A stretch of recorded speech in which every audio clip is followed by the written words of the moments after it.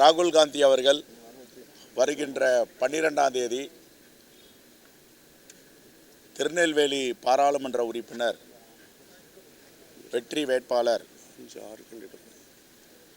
Robert Bruce மற்றும் கன்னியாகுமரி வெற்றி வேட்பாளர் விஜய் வசந்த், தூத்துக்குடி பாராளுமன்ற உறுப்பினர் இப்பொழுது வேட்பாளராக இருக்கும் கனிமொழி கருணாநிதி அவர்கள், விருதுநகர் மாவட்ட பாராளுமன்ற வேட்பாளர்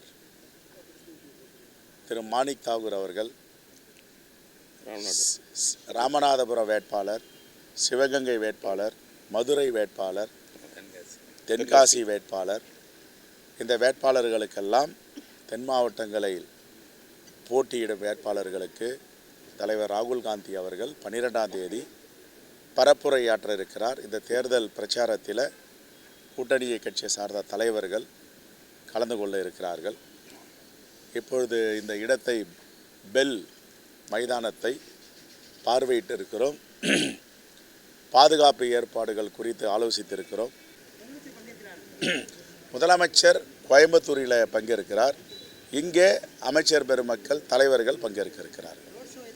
திருப்பி கொடுத்துருவாங்க. வழக்கம்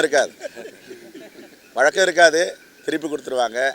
வேறு யாராவது நோஞ்சான்கள் சாதாரண வேட்பாளர்கள் ஒரு 50,000க்கு மேலே வச்சுருந்தா பிடிச்சி வழக்கு போட்டு சிறைப்படுத்துவாங்க. இதை தான் பாஜக ஸ்டைல் மாடல். ரைட். பண மதிப்பிழப்பு, பணமே கிடையாது நாட்டில்.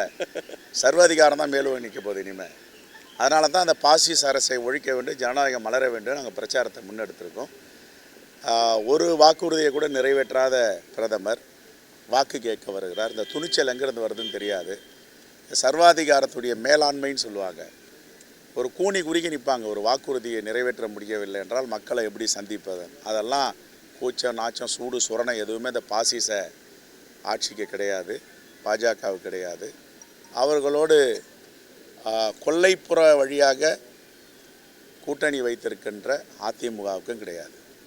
ஒருவர் பறித்தவர் இன்னொரு பறிப்பதற்கு, தமிழ்நாட்டு உரிமைகளை பறிப்பதற்கு உடந்தையாக இருந்தவர். இந்த தேர்தலில் சர்வாதிகாரமா ஜனநாயகமா என்பது தான் கேள்வி. இந்தியா முழுவதும் மக்கள் முடிவு செய்து விட்டார்கள் இந்த பாசிச ஆட்சியை அகற்ற வேண்டும் என்று.